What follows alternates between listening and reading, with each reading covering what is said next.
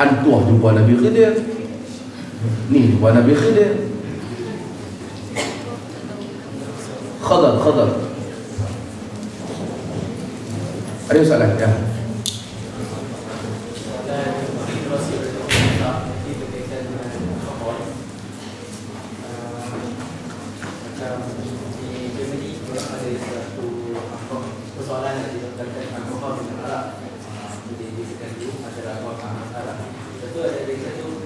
Istilah minum di mana Arab untuk kanak-kanak mostly orang fikir sebagai halal ataupun sebab tidak memabukkan. And then Kita orang apa? Malaysia student Ada panel lah. Panel Malaysia Student kata halal lah. sekarang pendapat masing-masing. Tu dah dapat tanya tu. Dan kemudaratan seperti wang di mana pada setengah teman-teman dia terlalu sejuk dan perlukan wang untuk memanaskan badan. Yalah, kerana sejuk itu tak minum air pun masih hidup. Ya, ada setengah pendapat yang mendapat wang dengan sikit dan wang di dalam. Ya, bunyi dia sangat tak ada setengah yang boleh manusia dan cukup penggunaan.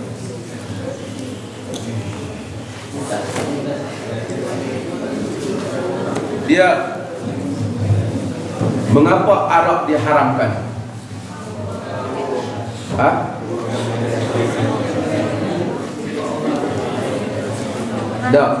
Dia ada dalam hukum dia panggil illatul hukum.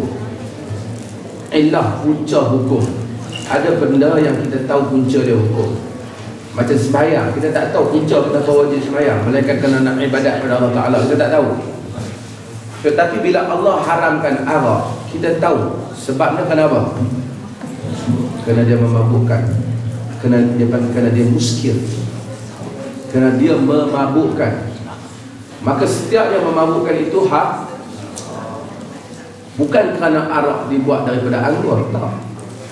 Ada orang saya tanya, boleh tak kita minum air Ribena? Kerana Ribena ni dia kata anggur. Ya, dia tanya hantar email. Sebab dia faham, dia kata anggur yang dia perang tu adalah arak. Tak. Yang dia haramkan adalah apa? Apabila dia memabukkan. Memabukkan itu dianggap sebagai illah. Illah maksudnya punca hukum. Dia kata iza zalatil illah zalal hukum. Apabila illah hilang, hukum pun hilang. Artinya kalau arak, kalau ia tidak mabuk, tiba-tiba arak tu dia bertukar menjadi cuka, berlaku perbincangan kalau ulama juga.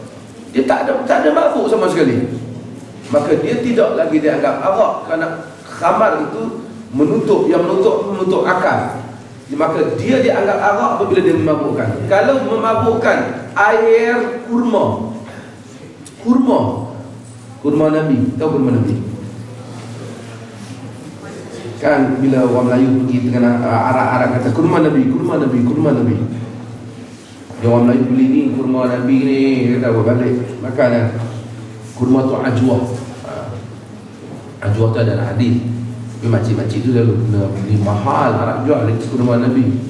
Kata ni makcik beli kurma Nabi, kalau saya pergi Mekah jumpa kan. Kata selalu melawaknya kurma Nabi makan dah, habis makcik kurma arak tu kan. Ajwah makcik, ajwah. Hatta ajwah tu bukan, ajwah tu ada dalam hadis tentang dia ada kelebihan untuk mengelakkan sihir. Okey. Tapi ajwah tu kalau direndam tiba-tiba memabukkan, walaupun dia kurma, hukumnya apa? Haram. Nasi ke apa pun kalau direndam dengan air zam-zam sekalipun, kalaulah bertukar menjadi memabukkan, hukumnya haram. Kalau tidak memabukkan, dia tidaklah dinamakan haram. Tapi dia kata kalau setitik tak memabukkan, tapi kalau minum biasa memabukkan.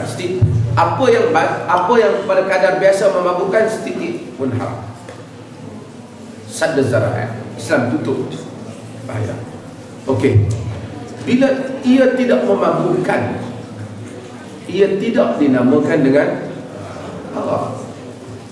Sebab itu timbul pandangan ulama berbeza tentang apabila dimasukkan unsur-unsur macam alkohol tertentu yang digunakan untuk kek.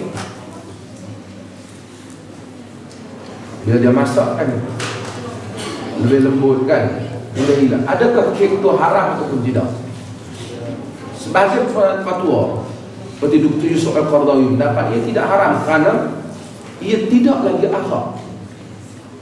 Dia telah bertukar sifat. Dah orang makan tak memabukkan, maka ia tidak dinamakan haram.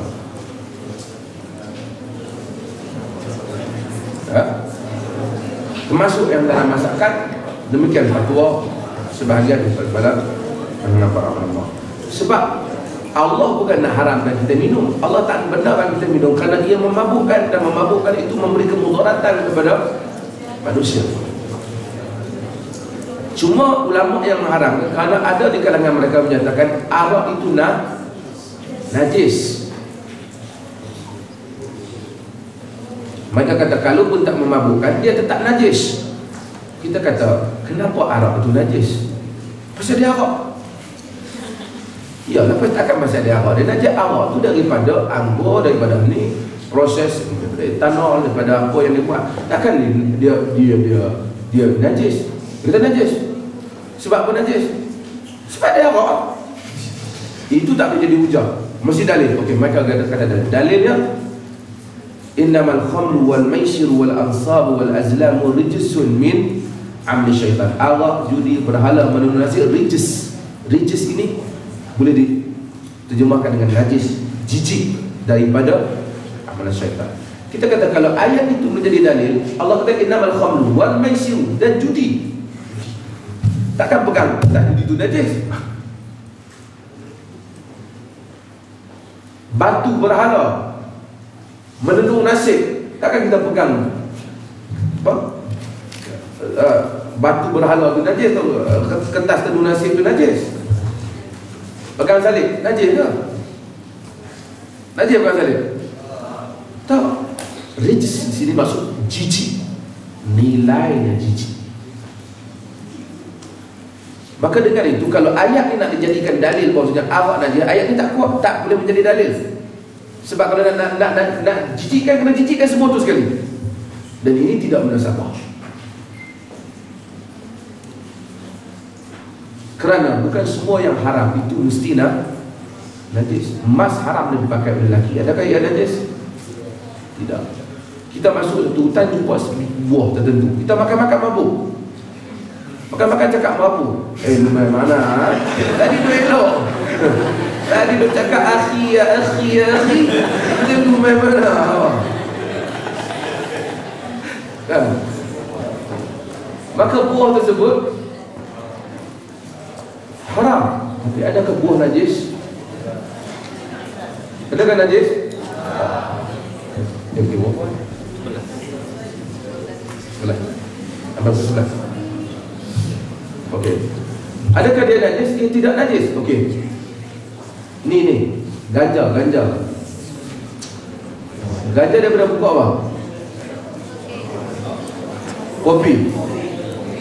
Kita ambil pokok tu, kita kumpul dalam pokok, kita solat, sah tak? Haram tak makan?